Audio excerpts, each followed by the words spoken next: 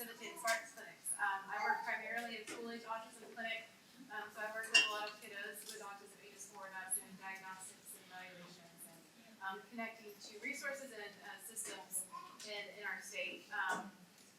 So how many of you guys have been here before? Been to one of these workshops before? Okay, so cool. Some referring people, some new faces.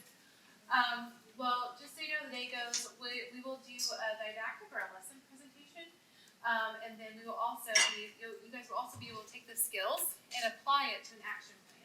And so the point of this talk is to really have a way to take what you learn and apply it to your child, or in your classroom, or with your patient, or whoever you're working with, and just make it very applied and practical to your life. So today we have Allison Pasternak. She is from Child's Play, and her student Laura will be presenting today. And they'll be talking about communication and autism spectrum disorders. So I'm going to let her take over. If y'all need to use the restrooms, they are around the corner from here. We will have a team of people doing some table facilitation. I'm going to call them out in the back. That's Dr. Bowman in the back. You'll briefly Dr. Bowman. She will be helping us out today. This is Christian Clussy, who's a graduate assistant. He'll be helping us out today. And then Ann Brisendine, she's the one that checked you guys in. She'll be helping with the table facilitation as well as our presenters. So if y'all need anything, let us know. This is very informal. We want you to feel comfortable. Connect with each other, connect with us. We're so glad you're here. So y'all go ahead, take it away. Thank you. Good morning. Happy Monday. Spring break, but doesn't quite feel like it outside. I am not a native Southerner. I am originally from New York. So this is actually warm for me. So somebody agrees with me about this. So we're really delighted to be here today to talk to you all about a very broad topic, communication and autism. I feel like I could probably spend a semester-long course talking about this. And probably each thing that we're going to cover today could probably be enough to maybe present on a day's worth of information. So really try to trim it down and make it relevant and really make it something that's applicable throughout the lifespan. So whether you have a 3-year-old with autism spectrum disorder, a 13-year-old, or a 23-year-old, really a lot of the principles apply throughout the lifespan. So working on a lot of these underlying skills is something that really doesn't stop. It's something that persists across the lifespan. And so I just want you to keep in mind, and even though I might touch on some things that might be for what you perceive might be younger children, it's really something that can be taken to older children and beyond. You'll see I kind of entitled this presentation Communication and Autism, and no, I didn't spell it wrong. I really wanted to put a positive spin on autism. I really wanted to get away from the thought that it's individuals that are to themselves and in their own world, and what are some classical preconceptions of autism. And the reason I chose autism was because this is the definition of awe, which is the feeling of profound respect or wonder inspired by the greatness and amazement that you have when you are faced with something wonderful, though often can be frightening. And I think that's a really good way to sum up autism spectrum disorder, regardless of where you are in that process. It's pretty amazing and fascinating, and at the same time can be frightening, right? Maybe in early stages, having to deal with assessment and getting a diagnosis and the wondering, is my child autistic? Are they not? What is going on? And then later on, what is school going to look like? How do I deal with all these different things that are happening, behaviors, and just all these questions that you might be wondering about. And then later on, what's going to happen to my child as they go into adulthood, right? What is that going to look like? Are they going to be able to have a job? Are they going to be able to live with me? Do they need to go to a group home? What does that look like? So I think that this really kind of sums up, for me anyway, a different perspective on autism. And I'm also kind of in awe of just how the community, the autism spectrum disorder community, has really moved to make great gains in terms of services and advocacy for individuals with autism. So I think there's a lot to be in awe of when we're talking about autism. So I talked a little bit before, and I said that this is a really broad topic, communication and autism. And this quote, which I'm sure most of you have heard or maybe not, from Dr. Stephen Shore, said, if you've met one person with autism, you've met one person with autism. And notice the little fingerprints behind there because it's so individual. Just like a fingerprint is different for everyone, autism spectrum disorder is different for everyone. Really, a spectrum is a great way to talk about it, and this is kind of a visual that kind of encompasses the spectrum. And what we know is that there's lots of blurring of those colors, right, in terms of ability, in terms of cognitive ability, social ability, communication ability. It's really all just so variable depending on each individual. So I think this was a good way to show the difference, and as well as some of the challenges that individuals with autism spectrum disorder face, and how blurred that is. So we really just don't have a finite set of concrete ways to describe each individual.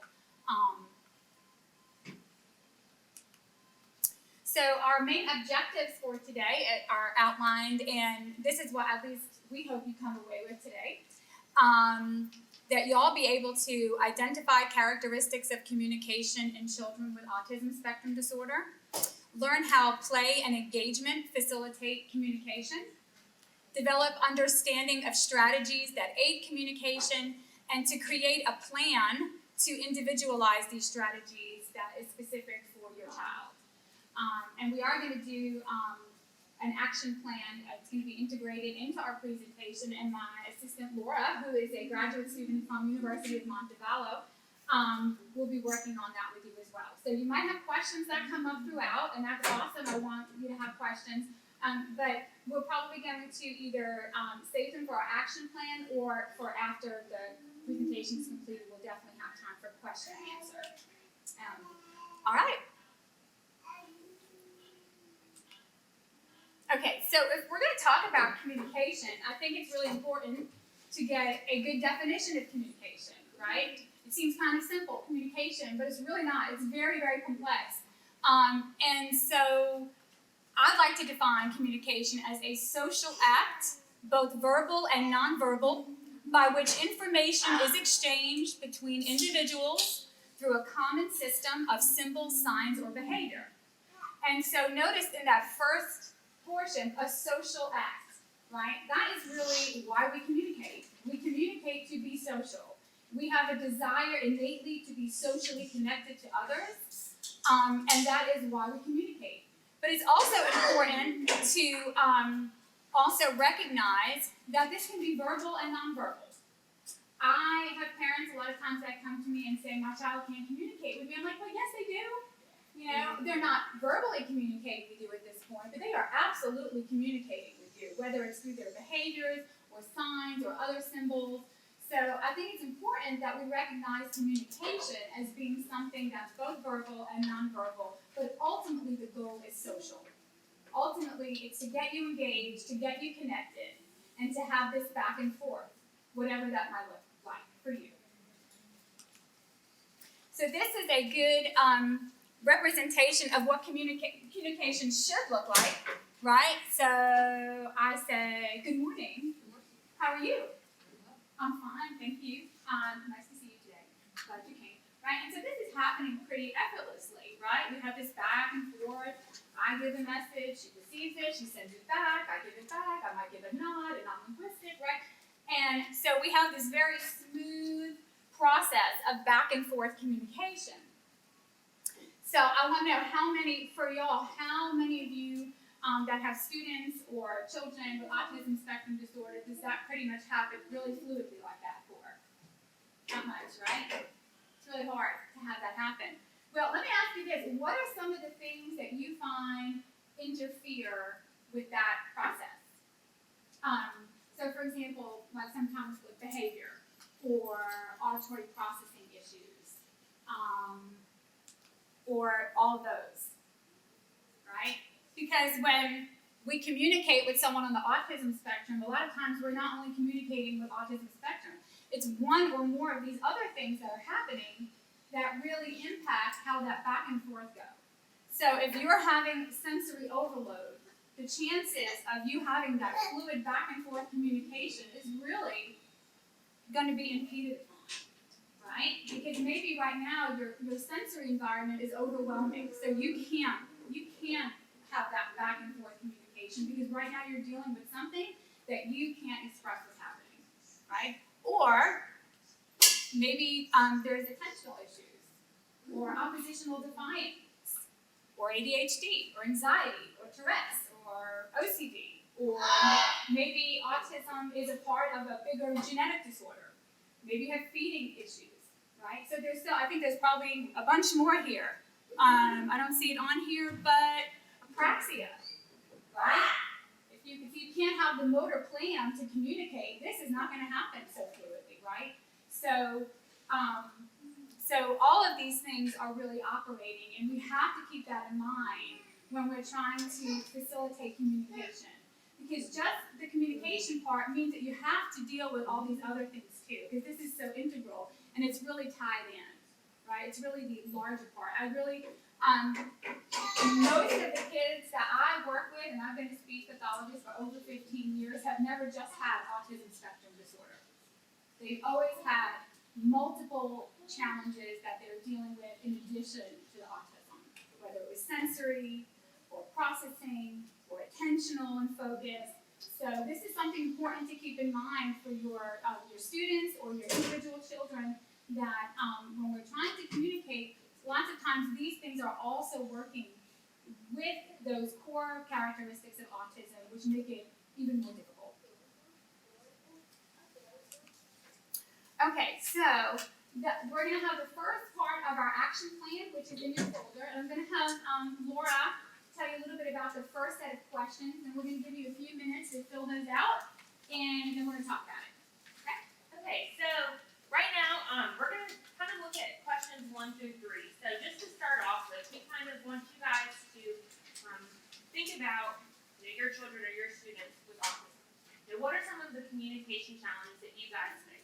Before we can jump into explaining a little bit more about communication and some strategies, we just want you guys to kind of take some time thinking, in my personal life, what are some problems that I encounter? Some struggles, some areas where it's difficult, maybe there's some communication breakdowns. So, for example, number 1, list 3 of the communication challenges you currently face.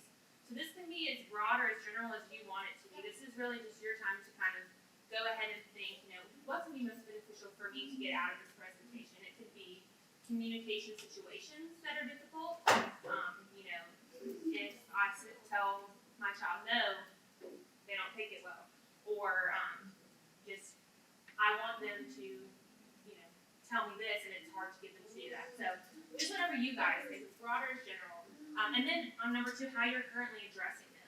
So are you addressing them? Is there something that you're trying to do to fix that situation now? Or is it maybe a situation where you might need a little bit more help? And then number 3, kind of like Allison was just talking about, any other, that slide, I know y'all have the slides, but anything that your child offers, not just autism spectrum disorders, but anything else that is adding to maybe challenges with communication. So it'll take a few minutes to go over those. You guys feel free to share with your group, and then we'll kind of come back